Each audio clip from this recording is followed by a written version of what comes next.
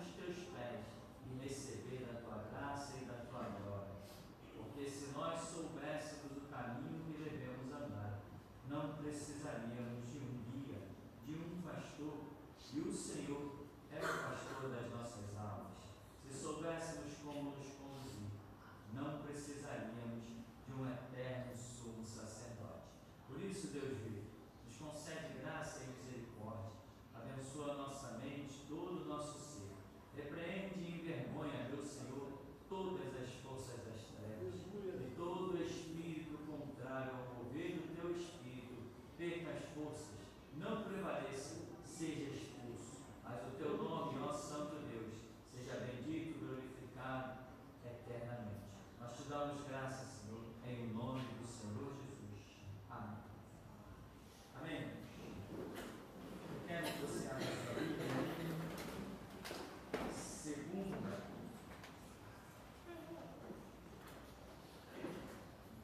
Tessalonicenses,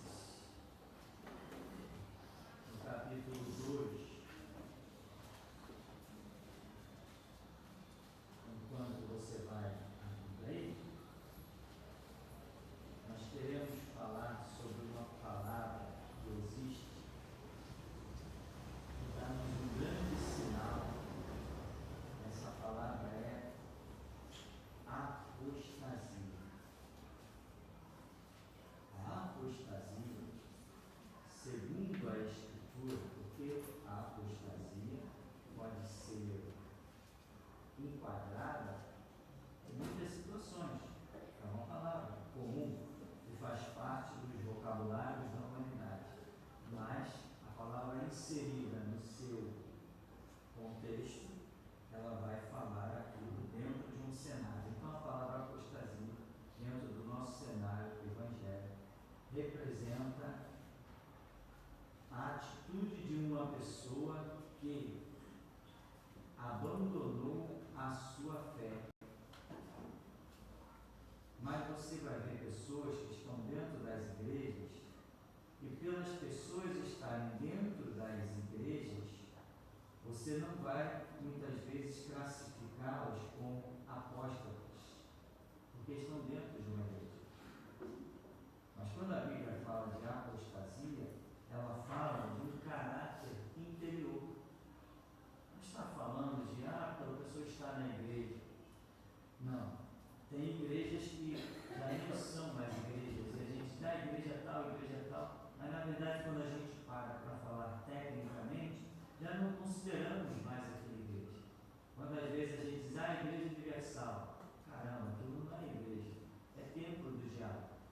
Mas essa força de expressão que vai ficando no nosso ser acumulado há tantos anos e ouvindo tantas pessoas falarem coisas erradas, a gente acaba falando também uma questão de vocabulário, pressa de linguagem. Então a apostasia, o que acontece? A pessoa pode estar dentro de uma igreja, pode estar até dentro de uma igreja verdadeira, pode estar dentro de uma igreja que se lê a Bíblia, mas ela já tem outros conceitos, ela tem outras interpretações da Escritura, outras interpretações que são segundo ela mesma. Porque quando a interpretação é do Espírito Santo, não existe apostasia, existe edificação, existe uma glória tremenda, mas as pessoas podem querer interpretar a Bíblia de acordo com a sua inteligência, com a sua sabedoria. Tem pessoas que dizem, não, eu estudei, eu sou estudado, eu fiz até medicina, eu fiz 2 faculdades. A Bíblia não é para os sábios, a Bíblia é para os simples. E os simples com a Bíblia é que se tornam sábios. Os arrogantes com a Bíblia só encontram a morte. Então, a apostasia é o ato de alguém negar uma ideologia. O Islã, por exemplo, usa muito isso. Eles mandam matar os apóstatas. Todo aquele que era do islamismo, muçulmano, que muda para outra religião, eles chamam de apóstatas. E dizem eles que o profeta Maomé, eles dizem que é a ordem de Alá matar os apóstatas. Então, a apostasia é isso, quando alguém nega uma em Brasília, né? Como partidos políticos. Não, nós expulsamos o camarada do nosso partido porque ele apostatou. Apostatou, não está mais de acordo com a filosofia do partido. Ora, nós temos uma Constituição, então os partidos não podem ter filosofia. Eles têm que se render à Constituição, mas os partidos chegam lá em Brasília, cada um com seu próprio estatuto. Como? Partido político não pode ter estatuto, porque nós já temos a Carta Magna. O Estatuto da Nação é livre, o Estatuto da Nação é Constituição. Então, o PMDB não pode ter partido, não pode ter, não tinha estatuto. O PT não pode existir o estatuto do PT, porque eles são homens de vida pública. Homem de vida pública tem que servir conforme a Constituição.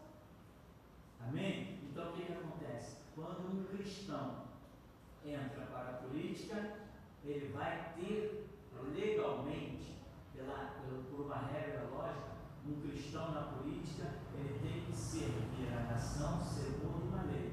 E essa lei se chama Constituição. Não tem jeito. Vai ter que ser. O sistema já está montado. E um crente no meio da política, ele não consegue fazer prevalecer Bíblia. É impossível. É impossível por vários motivos, e o principal que Deus não está naquele negócio. Né? Então, o cristão, quando entra para a política, ele vai ter que se tornar um apóstolo. Ele vai praticar a apostasia. Por quê? Porque ele vai começar a falar segundo a Constituição. Essa vai ser toda a defesa dele. Nós, crentes, não. Nós não somos apóstolos. Nós vivemos segundo a Bíblia. E quando alguma coisa vem nos confrontar, nós batemos de frente. E se tiver chegado a nossa hora, nós vamos provar que somos livres. Morreremos pelo aquilo que acreditamos. Já os políticos, sejam eles até evangélicos, né? O Aldo Eduardo Cunha, né? Eduardo Cunha é presbiteriano. Fazer o quê? Para mim, nas igrejas presbiterianas, em todas elas no território nacional, nas igrejas presbiterianas, não existem crentes, existem apóstolos. Eles negaram completamente o quê? Os conceitos bíblicos, por isso são apóstolos. Então a apostasia se traduz nisso, no abandono de uma ideologia, no abandono de algum conceito doutrinário, regras, estatutos. Isto é apostasia. As pessoas que praticam a apostasia são chamadas de apóstatas, né? Esse é o nosso assunto.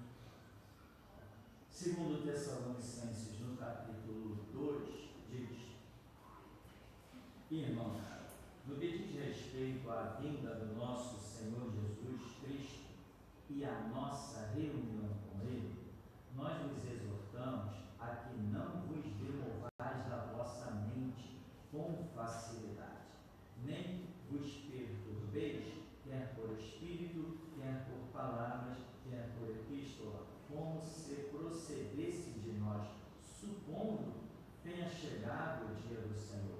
Ninguém de modo nenhum vos engane, porque isto não acontecerá sem que primeiro venha a apostasia e seja revelado o homem da iniquidade, o filho da perdição, o qual se opõe, se levanta contra tudo que se chama a Deus ou é objeto de culto, a ponto de assentar-se no santuário de Deus, ostentando-se como se fosse o próprio Deus. Não vos recordais de que ainda convosco eu costumava dizer-vos estas coisas, e agora sabeis o que poder tem, para que ele seja revelado somente em ocasião própria. Se você tiver acesso à Bíblia, nova tradução na linguagem de hoje, eu te aconselharia a ler esse texto na linguagem de hoje. Você vai ficar impressionado com uma clareza dos detalhes que esse texto ganha, é uma coisa realmente impressionante. Então veja, o que Paulo está dizendo? Ele está escrevendo para os irmãos de Tessalônica, e ele está dizendo: irmãos, quanto a esse negócio de a vinda do Senhor Jesus e a nossa reunião com Ele, eu quero exortar vocês, não movam facilmente o que? Eles assim no verso 2, a que não vos demovais da vossa mente. Quer dizer, não muda o pensamento de vocês com facilidade. Não fiquem perturbados, nem como se tivesse essas cartas aí, sejam escritas por nós. É o que está dizendo aqui, né? Como se procedesse de nós, ou seja, tinha gente que escrevia coisa e assinava em nome do apóstolo Paulo, em nome do apóstolo Pedro. Para quê? Para causar um tumulto lá dentro da igreja. E às vezes para dizer que tinha carta de Paulo, que andou com Paulo, que andou com Pedro. Era gente querendo aparecer o tempo todo. Ele está dizendo: olha, cuidado, nem se aparecer alguém dizendo que a carta é nossa. Não vai ser assim. Aí ele deixa um sinal poderoso, que ninguém tem dúvida, ninguém que estude a Escritura tem dúvida, que ele recebeu do Espírito Santo. Ele diz: ninguém vos engane, porque primeiro vem a apostasia. Pessoas vão largar de mão que a ideologia do Evangelho. Qual é a ideologia do Evangelho? A ideologia do Evangelho é pregar o Evangelho. Jesus consuma a obra dizendo assim: olha, todo o poder me é dado no céu e na terra, ide por todo mundo e pregar o Evangelho. Então, a mudança do conceito de pregação do Evangelho é uma apostasia. Então, quando você entra numa igreja, o que tem que acontecer dentro desta igreja? Você tem que ouvir citações bíblicas, você tem que ouvir os conceitos bíblicos do Evangelho, você tem que ouvir o caráter do Evangelho, o caráter de Cristo. Qualquer outra coisa fora isso é apostasia. Então, como se identifica a apostasia? Se eu entrar no terreiro de macumba e ver lá as pessoas pregando, como por exemplo tem lá Espiritismo Cristão, o Evangelho segundo Allan Kardec e um monte de outras baboseiras. Se eu chegar lá e sentar e ver aquelas pessoas falando de conceitos que não condizem com o Evangelho, com as Escrituras, eu posso olhar e dizer assim: a apostasia está presente? Eu posso fazer isso? Não, não posso. Ali não existe apostasia. A apostasia é quando o clima é de verdade, mas a prática é de mentira. Eu posso entrar numa igreja católica e ver o padre rezando missa e batizando crianças e fazendo sei lá o que, dando doutrina do purgatório e dizer: a apostasia está presente? Não, não posso. Não posso. Porque lá é o conceito, eles estão seguindo aquilo há tempos. Agora, quando eu olho uma igreja, um lugar, outro lado de evangélico, onde se abre Bíblia, se estuda a Bíblia, por exemplo, não tem aí os seminários assembleianos, não tem os seminários batistas. Se você for todo domingo nas escolas, nos templos batistas, todo domingo não tem uma escola bíblica dominical? Tem. Pode pegar qualquer uma aí, é tradição. É mais forte que folclore, é mais forte que Bumba Meu Boi, é mais forte que carnaval. O domingo de manhã ser a escola bíblica dominical nas igrejas batistas. Então, se eu entrar num lugar desse, onde se cultua a Bíblia, diz que ela é a palavra de Deus e que Deus se manifestou e que Jesus é o Salvador, se eu chego em lugares onde eu ouço esses fundamentos e vejo que a prática não é conforme esses fundamentos, então eu posso dizer: é chegada à apostasia. Então, como que o apóstolo Paulo, quando escreve aqui, ele diz: ninguém vos engane, porque isso não acontecerá. Isso que a vinda do Senhor não acontecerá acontecerá sem que primeiro venha a apostasia e seja revelado o homem da iniquidade. Quer dizer, Paulo recebeu uma coisa muito tremenda, muito gloriosa. E eu acredito que ele não recebeu isso pelo Novo Testamento. Ele recebeu isso por ser um grande estudioso da lei e conhecia muito bem Zacarias, conhecia Malaquias e conhecia Daniel. Paulo foi instruído aos pés de um tal Gamaliel, que era considerado um dos homens mais sábios da lei, que deu aquele conselho, né? Larga esses homens de mão, se essa obra for de Deus, vocês não vão poder destruir. E se não for, ela vai se desintegrar, porque tantos já apareceram, né? Gamaliel, um grande doutor da lei. Paulo chega ao ponto de citar o nome deste homem no meio dos judeus, porque sabia que a memória deste homem era de altíssimo respeito. Paulo recebeu, irmão, o ponto-chave para nós podermos dizer: agora sim, Maranata, ele vem. Recebeu. E quando você lê a Escritura com seu coração completamente limpo e cristalino, o Espírito Santo ministra. Ele fala: é agora, esse é o tempo. É o momento de tudo ser preparado para a vinda do Senhor. Aí dizem os crentes ignorantes: ah, não, o mundo ainda está muita bagunça para Jesus voltar. Tem muita coisa ainda para se ajustar. Não.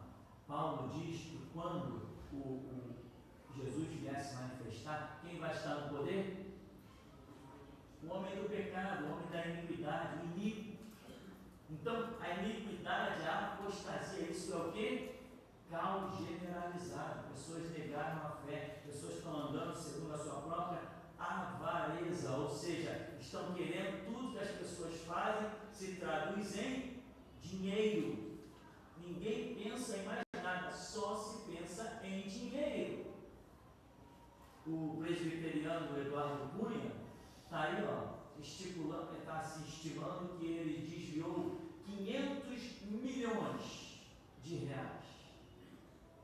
Porque desde que ele era de outras empresas, já estava sendo acusado de desviar fortunas em milhões, só coisa em milhões. Então, um camarada com um conceito presbiteriano, né, muito apoiado pela Tia Heron, que já foi de outras denominações, agora é da Universal. Imagina, o presbiteriano só pode ser apoiado mesmo por alguém da Universal, porque crente de verdade não vai apoiar. Então, quando você vê um cara com conceito de crente roubando, acabou. Ele negou, ele aposta. O garotinho, lembra do garotinho? O garotinho foi acusado de desviar 100 milhões de reais. Ele tinha aí também uns chavões, tinha programa em rádio, não me lembro se ele chegou a ter programa em televisão, mas ele desviou, era também presbiteriano. Vamos dar desconto, né, irmão? Presbiteriano, né? Tem que dar desconto, senão. Se um crente da geração de Jesus Cristo pisar na bola, não, aí a gente não dá muito desconto, não, porque tem realmente uma bagagem. Agora, na bagagem presbiteriana, a gente tem que dar um desconto, né? Não vamos querer cobrar tanto, né? É quase um católico, né? Então não adianta querer cobrar tanto. Então o garotinho, que era professor da escola dominical da presbiteriana, era esse o cargo dele, né? Ele desviou 100 milhões e ele está até hoje com todos os seus bens penhorados, bloqueados, né? Está tudo bloqueado. E processos que vão rolando aí na justiça, porque eles têm muitos amigos e têm muito dinheiro roubado. Então eles conseguem ir empurrando as coisas, né? Mas Eduardo Cunha está com medo da mulher ser presa, da filha ser presa, renunciou, né? Vi uma notícia recente aí que ele renunciou. Mas ainda que os homens não consigam fazer nada com ele, eu tenho certeza que a minha alma será satisfeita pelo meu Deus. Da espada de Jeová ele não vai escapar. Não vai escapar mesmo. Porque nós temos uma promessa de Deus de que seremos fartos. E eu não estou nem aí, irmão, quando um espírita rouba, um padre, um católico roubou estão apenas fazendo aquilo que eles sabem fazer. Agora, um camarada que passou, teve Bíblia na mão, diz que leu, diz que é professor, isso, aquilo, aquilo outro. Ah, meu irmão, esse daí, eu quero mais ver fogo cair do céu e consumir, não deixar nem cinza. Então, isto é apostasia. Quando se tem conceito e simplesmente o abandona. Tá? Então, Paulo está dizendo, a vinda é precedida pela apostasia. Então, eu sei que, enquanto não viesse, Paulo falou isso num tempo muito antes, muito distante, enquanto não viesse a apostasia, a vinda literal do Senhor não seria manifesta. Então, hoje nós estamos vivendo um tempo que se chama apostasia. Então, eu digo que, Jesus já vem? Sim, Jesus já vem. Mas Deus já nos revelou dentro desse tempo, né, em que existe uma apostasia, já nos revelou a restauração e já nos revelou também, nesse período da apostasia, que será manifesto o filho do pecado, o que nós chamamos de anticristo. Depois da manifestação do filho do pecado, é que Jesus pisará no Monte das Oliveiras com o seu povo.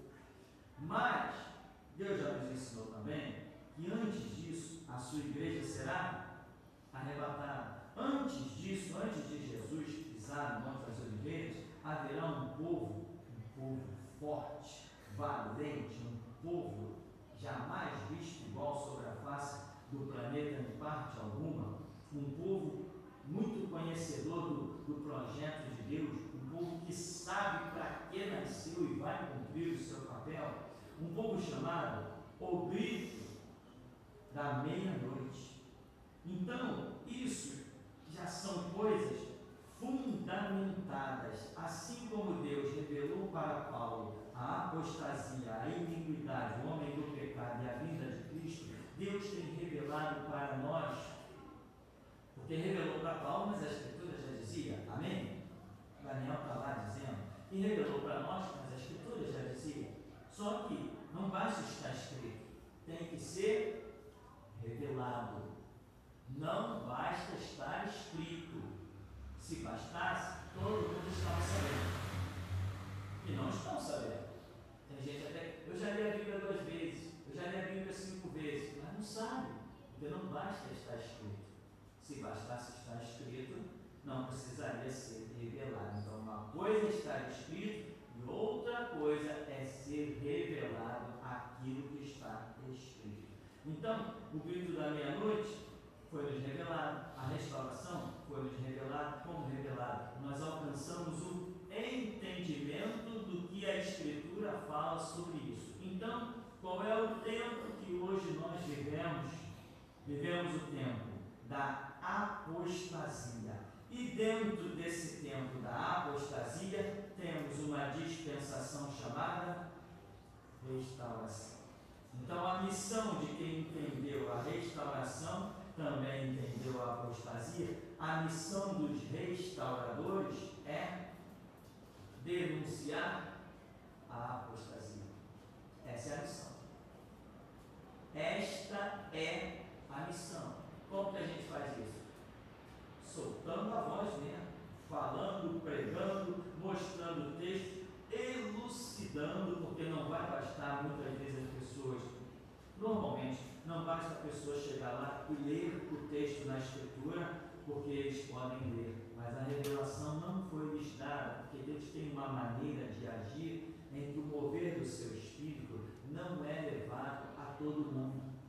Deus olha quem o está buscando, Deus olha o coração e Ele derrama sobre um, e quem quiser receber daquilo que tem que ser recebido, tem que se dirigir àquele um.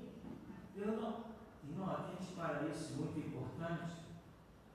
Deus não lança a sua revelação sobre toda a terra. Deus lança a sua revelação sobre um. E é de um que Deus, através do seu Espírito, movendo esse um, espalha o que Ele quer sobre todo o globo terrestre. Jesus se manifestou em Jerusalém, enfim, fez a obra, mas depois ele comissionou seus discípulos e disse o que para eles? Ide por todo o mundo e pregai o Evangelho. Paulo vem e diz assim, olha, como ouvirão se não há quem pregue? Existe então uma necessidade inquestionável de se pregar. Ora, então por que Jesus não derramou o conhecimento sobre todo mundo? Por que ele não fez algo para alcançar uma grande massa? Não, ele desceu, ele sozinho ali em Jerusalém, nos termos da Judéia, chamou um discípulo, chamou outro, ele, a partir dele, foi fazendo discípulos, e esses discípulos têm que ir fazendo outros discípulos. Então, quando Deus dá algo a um, atrai outros. É assim que Deus faz. Então, não basta as pessoas lerem. Por isso que as pessoas ficam impressionadas quando você fala, quando eu falo, porque elas, mas eu nunca tinha visto desse lado. Eu nunca tinha pensado por esse ângulo. Por quê? Porque elas não receberam uma revelação. Mas a Bíblia está lá na mão delas. Está. Só que elas leem e não entendem. Você lê, explica, aí elas passam a entender. Ora, mas elas leram e não entenderam, e cadê o Espírito Santo? O Espírito Santo está te honrando, esperando você abrir a boca, para lhe mostrar que você buscou, você recebeu. Quem quiser receber vai ter que buscar também. É assim. Essa é uma maneira que Deus tem de nos honrar. Uma maneira gloriosa que Deus tem de nos honrar. Eu, por exemplo, eu sou uma pessoa muito honrada por Deus. Imagina vocês saírem da casa de vocês para vir aqui, nos cultos, louvar a Deus nesse lugar. Olha, não tem tantos lugares por aí. Mas quantos aqui já te fizeram a oração, Senhor, me guia para a tua verdade? Isso é impressionante, esses testemunhos que são muitos aqui no ministério. Pessoas dizem, pastor, eu não estava concordando com nada na minha igreja. Eu entrei no meu quarto e disse, Senhor, me guia para a tua verdade. Quando eu saí na rua, eu recebi um CD. Isso é incrível. Isso é incrível. Um Deus presente como esse. Aí Deus tira a gente de Campo Grande, Deus tira a gente de Bangu, Deus tira a gente de São Gonçalo, Deus tira a gente de tudo que é canto para trazer aqui. Por que ele está fazendo isso? Ele está me honrando. Às vezes as pessoas têm sonho, numa família inteira, 5 membros, alguém tem sonho, todo mundo dá opinião, ninguém chega à conclusão. Aí a pessoa chega aqui no ministério, pastor, eu tive um sonho, é isso. Deus está me honrando. E se a pessoa disser, não, eu não vou lá, pastor, não, eu vou orar, que eu vou buscar e Deus vai me revelar. Estela Missa. Vai orando. Deus vai revelar nunca. Se Ele determinou que vai me honrar naquela situação, você vai ter que trazer o seu sonho. Senão você não vai entender. Você pode até correr um risco perigoso de dar uma interpretação conforme te agrade. Né? Eu tive um sonho que eu ia ter um castelo imenso. Pastor, eu tive um sonho, eu ia ter um castelo imenso. Isso é riqueza que Deus vai me dar, né? Aí vi uma onda, pastor. Pois é, a onda derrubava, né? Derrubava, então cuidado com os seus castelos de areia. Então, irmão, tem gente que tem sonho, isso é muito engraçado, eu acho fantástico, e às vezes não quer nem contar o sonho. E eu vejo claramente o Espírito Santo jogando uma corda no pescoço, puxando, trazendo até a minha presença. E a pessoa não quer contar, mas ela se sente obrigada a contar. São formas que Deus tem de honrar quem está buscando, quem está clamando, quem está fazendo a sua obra. Bom, então Paulo recebeu e nós, aqui na geração de Jesus Cristo, também recebemos. Esses são sinais poderosíssimos, né? Agora, Paulo diz assim, ninguém de modo algum vos engane. Estavam querendo enganar o povo? Está. Isso não acontecerá sem primeiro venha a apostasia, seja revelado o homem da iniquidade. o filho da perdição. Essas coisas estavam escritas já na Escritura? Estavam. Daniel falou sobre isso e tantos outros profetas falaram sobre isso. Paulo sabia, Deus o havia revelado, e as outras pessoas não sabiam. Vamos admitir aquilo que muita gente diz: nessa época ainda não se tinha tantos pergaminhos espalhados. Pode ser, vamos admitir isso, né? Aí ele diz assim: o qual se opõe e se levanta contra tudo que se chama a Deus ou é objeto de culto. O que é objeto de culto? O que nós temos, irmão, como objeto de culto? Objeto de culto nós temos só a palavra. O que a palavra nos revela? O sangue de Cristo, o seu louvor, a sua adoração, porque Ele é digno de toda honra, de toda glória, de todo louvor. Então, o sacrifício que Ele fez por nós, o louvor que nós devemos a Ele, né? Esse é o objeto de culto. É uma coisa assim muito simples. Aí o que acontece? As pessoas se levantam contra isso. Como que se levantam contra isso? Criando novos objetos de culto. Nós não temos, entendeu? É o sangue do Cordeiro e, como é que diz a Escritura? Eles, pois, venceram. É sangue do Cordeiro e palavra do testemunho. E não amaram as suas vidas até a morte. Nós não temos outro objeto de culto. É o sangue e a palavra. A palavra compreende uma complexidade de ensinamentos que revelam, que vão nortear a nossa conduta. Então nós só temos isso se você entrar em uma igreja que crê nisso, mas tem outras práticas adicionais. Ali você está diante de uma apostasia, porque foi descentralizado aquilo que não pode ser descentralizado. Criou-se uma concorrência, por mais que, não, isso é mais um motivo para adorar, isso é mais um motivo para buscar. Não existe, não é aceitável. Motivo para adorar, motivo para buscar, motivo para servir é o sangue do Cordeiro e a palavra do testemunho.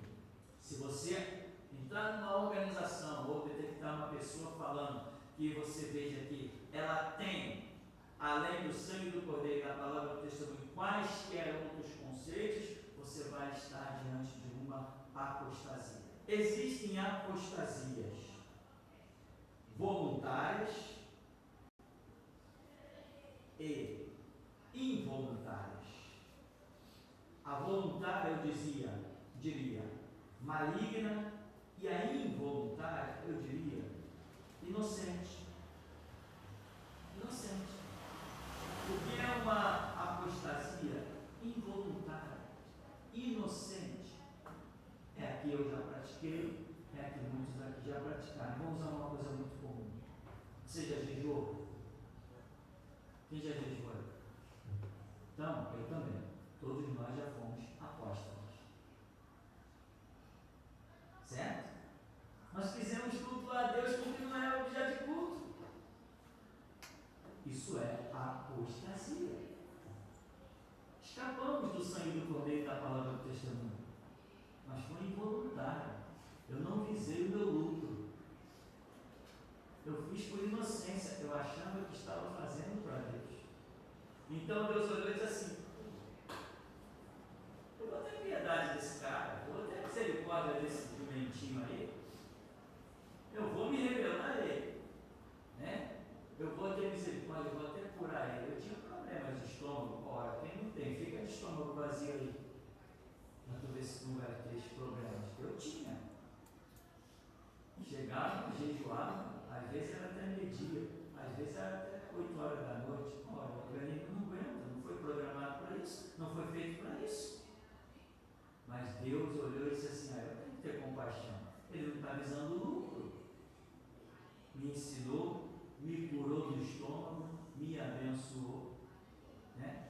E hoje eu não sou mais um apóstolo inocente, involuntário. E o que é a apostasia voluntária? Essa são aqueles que têm a ambição de liderança, são aqueles que têm a ambição de retorno financeiro, aqueles que têm a ambição de colocar o seu ninho no alto. Esses são os apóstatas voluntários e conscientes, né? Aqueles que fazem do povo uma massa de manipulação. Tem liderança que é inocente. Você vê às vezes igrejas aí onde o pastor convoca: ó irmão, dia tal é o dia do jejum. Ele é inocente, está na inocência. Porque no tal dia do jejum, ele não programou que ninguém trouxesse a oferta do jejum. Não distribuiu nenhum envelope, não visou nenhum lucro. Então ele também está na inocência, mesmo sendo líder. Eu já vi isso acontecer com algumas lideranças.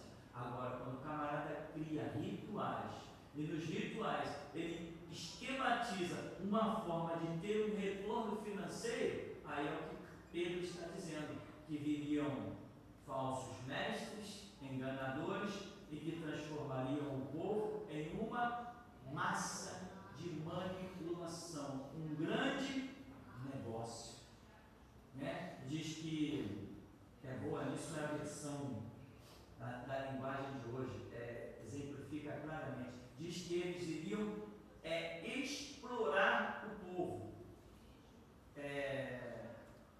iam visar lucro em cima do povo. Então esses são voluntários, são malignos, são conscientes dos seus atos, porque eles não estão pensando naquilo, querendo levar o povo a uma espiritualidade, mas querendo fazer uma forma de arrancar dinheiro. Um tal João Ribe Palharim, esse camarada parece que está com 80 congregações. Ele começou distribuindo os envelopes coloridos, com os vidrinhos de azeite, começou a se espelhar na Universal, né, porque a Universal teve essa explosão demográfica, e ele queria número, queria lucro. Então hoje ele conscientemente, ele é um apóstata a caminho do inferno, porque Jesus não vai poupar, eu tenho certeza absoluta que não vai poupar, porque ele é consciente. Porque veja bem, se eu disser aqui na igreja, irmãos, eu recebi de Deus, vou falar que nem ele, né? Fui no monte abençoado, vi anjos para lá e para cá, vi carruagens de fogo, e vi o anjo me ungiu esse azeite aqui. Então, você vai trazer uma oferta especial para receber a unção do azeite. A Escritura diz: de graça recebeste, graça dá. Então, veja que já existe uma intenção maligna. Agora, se eu recebi de Deus verdadeiramente, estou lá orando, um pote de azeite, e vi cair uma gota do sangue de Jesus dentro daquele pote, ou, irmão, antes do culto, já vou meter a mão ali, já vou ungir a mim mesmo. Depois vou sair ungindo toda a minha casa, depois no culto eu vou ungir todos os outros que chegaram. Mas eu vou começar a fazer algo. Eles dizem que receberam, que o óleo é santo, que a unção é poderosa, mas você não vê a cara do filho nem da mulher deles lá para ser ungido. Está com a unção poderosa, está com o óleo que foi dado por Gabriel. Mas então bota a tua filha, teu filho, bota a cara da tua mulher para ser ungido. Não pode. Por quê? Eles sabem que estão mentindo, né? Aliás, mentira. Eu nunca vi igual, irmão. Tinha um homem que estava vendendo um CD. Programa na televisão, acho que vocês viram. Veja se isso não é consciência maligna clara, apostasia clara. Então ele dizia assim: ligue para cá que você vai receber um CD com a gravação que eu recebi de Deus. É a mesma oração que o arcanjo Gabriel, né? Anjo Gabriel, que o anjo Gabriel faz diante de Deus. Essa oração é poderosíssima. Eu recebi a oração que o anjo Gabriel faz diante de Deus. E eu vou dar, estou vendendo uma cópia desse, estou vendendo cópias desse CD. Então, ligue para cá. E o homem vendia cada cópia de CD por R$40. Está barato, né? Bem barato. Quanto custa um CD? 50 centavos?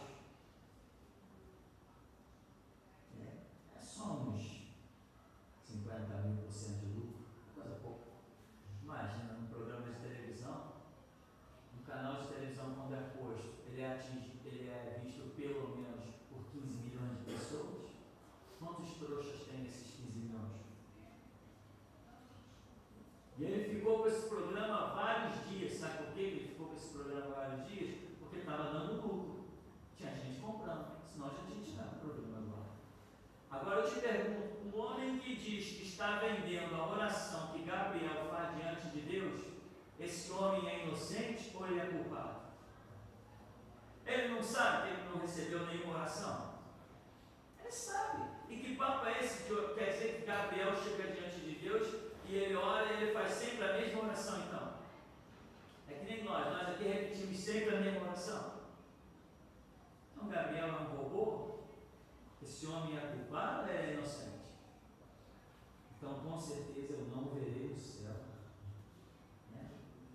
E depois, o nome da igreja do camarada, a igreja não sei o que dos templários. Aí depois disse que o homem é membro da maçonaria.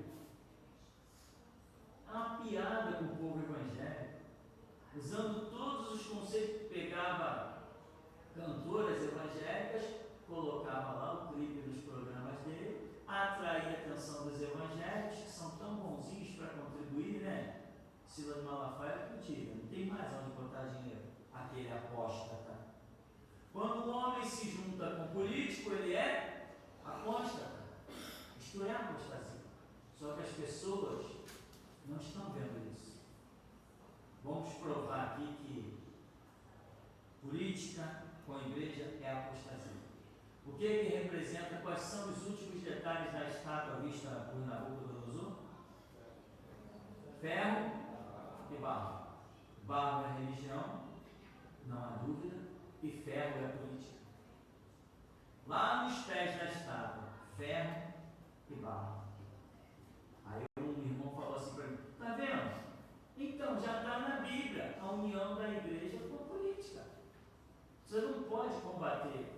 Isso não sou eu que combato, não. Quando você lê o texto, está escrito que foi lançada uma pedra sem mão. E a fúria foi direto lá. Acabou com tudo. E diz que transformou numa pragana e o vento levou. Se tivesse aprovado, não teria a pedra sem mão vindo e destruído tudo. Amém? Então é isso. Lá no final dos tempos, que a estátua vai falando dos reinos e até chegar nos pés, que é o último reino. E o último reino, que é o ferro, está impregnado com o barro. Ou seja, estamos vivendo os últimos tempos. E quando a Bíblia fala de últimos tempos, está falando dos últimos anos. E se está falando dos últimos anos, quando se fala de os últimos anos, está se falando de menos de 100 anos. A referência de anos se refere a algo que não chega a 100 anos. Né? Eu acredito que Jesus Cristo volta em 2005. Alguém tem pergunta? Pastor, só o fato de uma denominação criar um estatuto próprio da igreja, já poderia dizer que é uma forma de apostasia, porque normalmente os estatutos da igreja são sempre regras que a igreja resolve criar. Né? Não pode isso porque o pastor disse que não pode. Por isso que normalmente não condiz com a escritura. É raro isso já é uma forma de apostasia? Se a igreja criar um estatuto e passar a seguir esse estatuto, com certeza, apostasia. Não podemos ter outro estatuto. Aí, o Evangelho não é uma regra de conduta, tanto das coisas de dentro da igreja, tudo dentro da igreja, as regras de dentro da igreja, é a conduta das pessoas. Então, o nosso estatuto é Bíblia. Se eu crio um estatuto e sigo isso, agora você veja que existe uma ação maligna no mundo. Por exemplo, a igreja tem uma organização, a igreja pode emitir papéis oficiais, a igreja pode, nesse sistema jurídico e político, a igreja pode emitir documentos de altíssimo valor, confiança, credibilidade, enfim, que a igreja tira um CNPJ, a igreja congrega pessoas, a igreja congrega valores, equipamentos, a igreja tem responsabilidade. Eu não posso reunir 50, 100, 200 pessoas debaixo de um lugar que o telhado está caindo. Então eu tenho que ter responsabilidade. Para ter essa responsabilidade, eu preciso de licença de prédios e uma série de coisas. Então eu preciso de CNPJ. Para mim tirar um CNPJ, de uma empresa, eu preciso ter o estatuto da empresa. Para mim tirar o CNPJ da igreja, a igreja é para o mundo classificada como uma empresa. Então eu preciso ter o estatuto da igreja. Preciso ter. E aí que muita gente não sabe dizer, eles têm o estatuto, tá? Pega qualquer pessoa que está acostumada a fazer o que eles aprovam, faz aí, fez, tá bom. Aprovou, tirou meu CNPJ, tá bom, joga na gaveta. Tá bom, tá na gaveta. O que diz aquilo? Não interessa, eu nunca vou agir de acordo com aquilo. Entendeu? Aí toda a documentação faço o que eu tiver que fazer. Então, só que eu já vi numa igreja batista a seguinte loucura. Houve uma sessão de negócios lá, né? Aquela sessão, quem aprova isso? Vamos fazer uma obra, vamos construir uma laje ali, vamos fazer aqui, tem um espaço aqui, vamos fazer. Aí todo mundo votou, todo mundo aprovou a obra, todo mundo aprovou a construção. No culto seguinte, veio o pastor da igreja, um recém-apossado pastor, empossado, chama, né? Recém-empossado, quando a pessoa assume um cargo, é empossado. Recém-empossado lá. Aí ele trouxe o estatuto da igreja. Aí falou assim, ó irmãos, não vai. Só que ele não falou, ele estava falando isso no pátio, né? Não dentro da igreja. Ele ainda ia apresentar aquilo na igreja. Como eu chegava cedo, ele estava falando com alguns irmãos que estavam ali no pátio ainda. Ele falou, mas aquela decisão que nós tomamos em assembleia não vai poder ser feita, porque aqui no estatuto da igreja diz que nós não podemos fazer nenhuma mudança nas construções já estabelecidas. Eu falei, não, é muito fácil, rasga o estatuto e faz outro. Ele olhou para mim e começou a rir. Eu falei, não estou rindo não, estou falando sério. No próprio estatuto não diz que ele pode ser mudado com 50% dos votos mais um? Eu falei, rasga isso, faz outro. E vamos fazer a obra, vamos fazer a construção. Ficou um rindo daqui, o outro rindo dali. Esse tupirania é fogo, eu sou fogo. Não, pega, começa o papel. Se ninguém quer rasgar, não quer que eu rasgue. Agora, e qual é o estatuto aqui da igreja? Eu sei lá, mas uma coisa eu sei, que não me permitiria fazer o que foi feito. E isso eu tenho certeza, mas tenho certeza absoluta. Entendeu? Nós, na igreja, se nós tivermos outra regra, outro estatuto, outros mandamentos, estamos em apostasia, porque na igreja é o que Deus determina. Deus falou, faz um prédio, joga até o quarto andar, e mais o terraço deu 5, né? Joga. Caramba, nunca que a prefeitura ia me permitir fazer um prédio desse tamanho nesse terreno. Nunca, jamais. Mas a quem eu estou aqui para obedecer? A prefeitura ou ao Espírito Santo? Se ele mandou fazer, acabou. Até eu me assustei quando estava isso aqui no meio. Eu falei, Jesus, eu tremi na base. Olhando lá de baixo, ainda tudo nos pontos de laje, eu falei, meu Deus, que coisa, Deus. Se não fosse o Senhor parava isso agora. Assustava, irmão. Todo mundo que eu passava na rua lá embaixo ficava assustado com isso. Rapaz, tu quer chegar no céu? Teve uma senhora, mãe de santo, ela ia passando ali nessa porta, eu estava ali na porta, ela ia passando na rua, ela falou assim, eu estava conversando com meu filho, como é que você conseguiu fazer essa construção?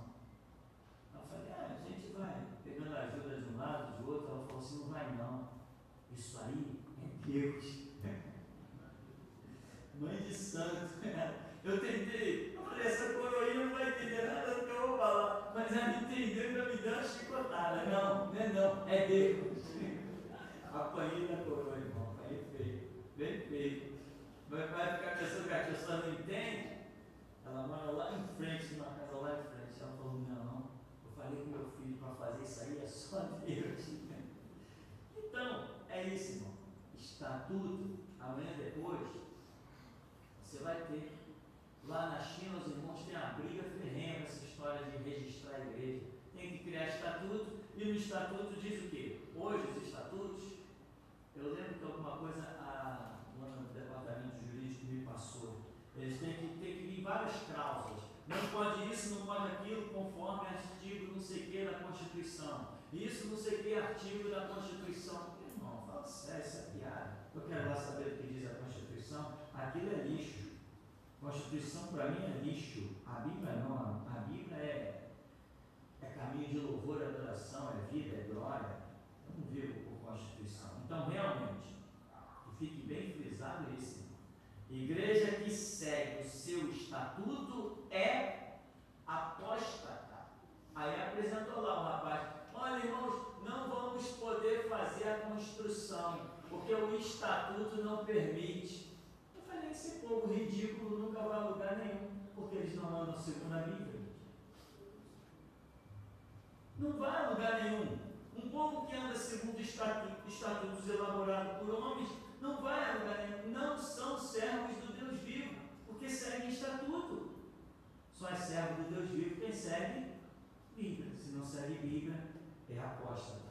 Amém, irmão? Vamos dar uma paradinha então? Já já a gente volta. Há um outro texto de 2 Timóteo 4. Vamos ler um pouquinho mais para frente, né? 2 Timóteo 4, que diz assim: conjuro-te perante Deus e Cristo Jesus, e há de julgar vivos e mortos pela sua manifestação e pelo seu reino. Prega a palavra, insta, quer seja oportuno, quer não, corrige, repreende, exorta com toda longanimidade e doutrina, pois haverá tempo em que não suportarão a sã doutrina.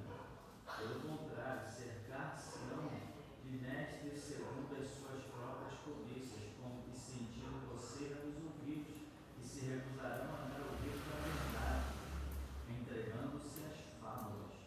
Tu, porém, sê sóbrio em todas as coisas, suporta as aflições, faz o trabalho de um evangelista, cumpre cabalmente o teu ministério. Né? Paulo fala quando escreve para Tessalônica, quando nós lemos, e agora Paulo fala escrevendo para Timóteo, e o mesmo contexto também. Depois o apóstolo João fala sobre essa mesma situação da apostasia, e também o apóstolo Pedro fala sobre essa apostasia, e também o apóstolo Tiago fala sobre essa apostasia. Ou seja, todos aqueles homens, pelo menos os que escreveram, eles receberam algo a respeito desse final de tempos, desse caos, desse abandono da verdade e da doutrina. Agora, observem esse texto que nós lemos. Ele diz assim, verso 3: pois haverá tempo em que não suportarão a sã doutrina, pelo contrário, cercar-se-ão de mestres segundo as suas próprias cobiças, como que sentindo coceira dos ouvidos. Então diz: cercar-se-ão de mestres. Eu pergunto, quem? Quem vai se cercar de mestres? O povo. O povo vai se cercar de mestre. Que tipo de mestre o povo vai querer? É isso que está dizendo aqui. Eles vão se cercar de mestre. Porque olha o texto, ó. Eu conjuro-te perante Deus e Cristo Jesus, que há de julgar vivos e mortos pela manifestação do seu reino. Prega a palavra. Insta, quer dizer, assiduamente, quer seja oportuno, quer não. Quer dizer, prega desenfreadamente.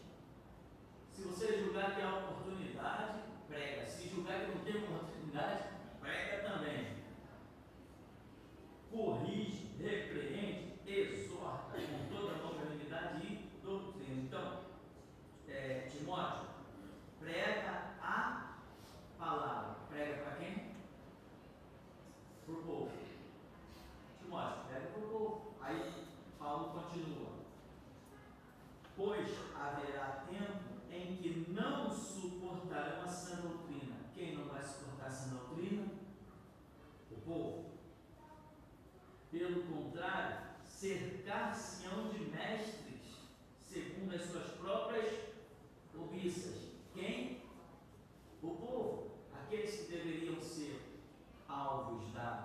verdade da palavra, eles mesmos vão se cercar de mestres segundo as suas próprias cobiças. Aqui não está falando de lideranças corrompidas, aqui está falando de um povo corrompido. Quem já tinha visto isso? Mente não. Ninguém tinha visto isso? Pois é, mas é isso que está escrito? Né? Ninguém tinha visto? Ah, então não basta estar escrito. Te peguei. Bom, cercar-se-ão de mestres, segundo o quê? As suas próprias cobiças, ou seja, o povo vai desejar mestres à sua volta que lhes sustentem a cobiça, ou seja, campanha da prosperidade. O que o povo vai fazer? Vai lotar os campos.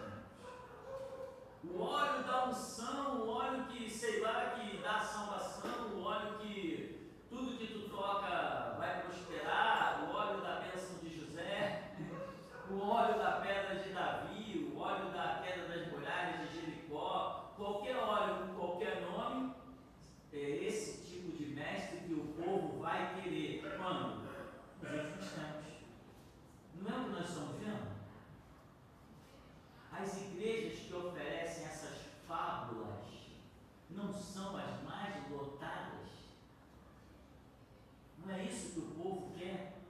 E aqui está dizendo, o povo, ou Timóteo, esses que são alvo da palavra, tu prega, solta o verbo, porque vai chegar um tempo que vai acontecer o quê? Eles vão se cercar de mestres, segundo as suas próprias cobiças. É o povo vai se cercar de mestres, segundo a própria cobiça do povo. Como que sentindo coceira à noite? Então está falando de quem ouve. É o povo que ouve. Os mestres falam e o povo ouve. Então está falando do povo. Quem já tinha visto isso? Ah, então não basta, está escrito. Que coisa, não? Tem coisa que só Jesus faz. Então, como que sentindo coceira nos ouvidos. O que é coceira no ouvido? É como que eles quisessem ouvir aquilo que lhes agrada, para tirar a inquietação. Eles querem ouvir algo que lhes satisfaz. Mano, quando começamos a igreja aqui, teve uma dona que falou aqui assim: pastor tem que fazer algumas campanhas aí na igreja, para a igreja crescer. Eu falei: não, esse negócio de campanha, isso não, aqui não tem isso não. Ah, então sua igreja vai ficar sempre vazia. Irmão, eu prefiro morrer para a igreja vazia do que ser um mercenário para a igreja cheia. Aí veio outra, não demorou muito, apareceu outra. Pastor, comecei da igreja, né, irmão? 7, 8 pessoas. Pastor, você quer ver a sua igreja encher? Lá vem mais um mestre. Não posso ver. Pastor, põe o nome na igreja de Assembleia de Deus. A igreja enche rapidinho. Eu não acreditava em tanta coisa que eu ouvia quando comecei esse ministério. Era muito engraçado. Falei assim: irmã, eu não posso colocar o nome de Assembleia de Deus, porque senão vão pensar que eu sou igual a eles. E eu não quero ser confundido com eles. Quando Deus revelar o nome, nós vamos colocar o nome. E Deus revelou: geração de Jesus Cristo. Nada igual, né? Coisa louca. Tem coisa que só Jesus faz. E se recusarão a dar ouvidos à verdade. Quem? O povo. Eles querem, tem coceira no ouvido, quer ouvir o que lhes satisfaz, eles querem ouvir os mestres que falem aquilo que eles querem ouvir, né? Parece terreiro de macumba, e vão se recusar a dar ouvidos à verdade, entregando-se às fábulas. Quem é que conta fábula? São os mestres. Mas quem vai se entregar às fábulas? O povo. Que coisa. E o que tem de fábula, né? Eu conheço um cara que é bom, o Van Ribe Parelli. Ele tem umas historinhas lá, algumas eles inventam, outras ele cata nos provérbios chineses, né? Aí conta um monte de história. A menina que o pai perguntou: o que vocês acham de mim? Eram 3 filhas. Uma filha disse: tu és maravilhoso. A outra disse: ah, tu és a própria felicidade. Aí a outra disse assim: tu és o sal. Ah, o pai ficou revoltado demais com a menina. Que isso, me chamar de sal? Aí depois vai dizer: ah, porque o sal é bom se tornar em si. E toma-lhe fábula. Agora, eu ouvi uma de um rime palharense, não posso deixar de contar. Ele contou que a Bíblia diz que a carne e o sangue não herdarão o reino de Deus. Então Jesus, naquela cruz, ele tinha que ter derramado todo o seu sangue. Se ficasse uma gotinha, ele não poderia entrar no céu, porque a carne e o sangue não herdarão o reino dos céus. Então, quando Jesus foi ser elevado aos céus, lá naquele monte, no Monte das Oliveiras, quando Jesus foi ser elevado aos céus, aí diz que ficou um bando de anjos de um lado e um bando de anjos do outro lado, torcendo. Caramba, será que ele vai conseguir entrar? Será que realmente ele derramou todo o sangue dele? Será que não tem nenhuma gotinha naquelas veias? E os anjos ficavam assim, atentando. Não, eu tenho que ouvir isso até o fim. Ao ouvir, eu ouvi até o fim, irmão. Foi a maior pregação que eu ouvi em todos os tempos. Uma coisa impressionante, nunca vi tamanha revelação. Não tinha. Aí, quando Jesus passou na porta, os anjos respiraram aliviados. Realmente não tem nenhuma gota de sangue no corpo dele. Teologia profunda. Isso é coisa só para quem estuda muito. Então, e se recusarão a dar ouvidos à verdade, entregando-se às fábulas. Tu, porém, Timóteo, sê sóbrio, não te metes com essas fábulas, sê sóbrio, tem sobriedade em todas as coisas, suporta as aflições, porque eu estou te mandando pregar a palavra. Se tu for pregar a palavra, tu vai ter aflições. Faz o trabalho de um evangelista. O que é um evangelista? É quem prega o evangelho, não é quem distribui objetos, não é quem reza a missa, cria a doutrina, é quem prega o evangelho. Cumpre totalmente o teu ministério. Então, isso aí é bem legal, bem interessante essa passagem, que fala que não só os líderes serão o horror do final dos tempos, mas também o povo. Prova disso, nós estamos vivendo isso claramente. Hoje nós levamos CDs de graça, tem irmãos aí que investem alto, todos nós investimos, trabalho, duplicação, um monte de coisa. Nós levamos CDs para dar de graça para as pessoas, para eles abrirem o entendimento. Depois que você entrega um CD, quando eles te encontram pela segunda vez, o que eles dizem? Não me dá mais daquele negócio não, porque eles não querem, não satisfaz, a verdade não agrada. E as pessoas chegam aqui: não gostei da igreja não gostou da igreja não gostou da palavra. Amém? Não gostou da igreja não gostou da palavra. É isso que eles, quando eles dizem não gostei da igreja, eles querem dizer não gostei da palavra. Quando eles dizem não gostei do pastor, eles querem dizer não gostei da pregação. Certo? É isso. Então, eles querem se cercar de mestres segundo as suas próprias cobiças, seus próprios desejos, a sua própria avareza, a sua própria carnalidade. Por isso que as pessoas, uma vez um católico disse mesmo: não, eu gosto de ir na igreja católica, porque lá eu vou, eu cultuo Deus, lá não tem cobrança de nada. Assim mesmo, não tem cobrança de nada. No evangélico não, tem que estar cobrando.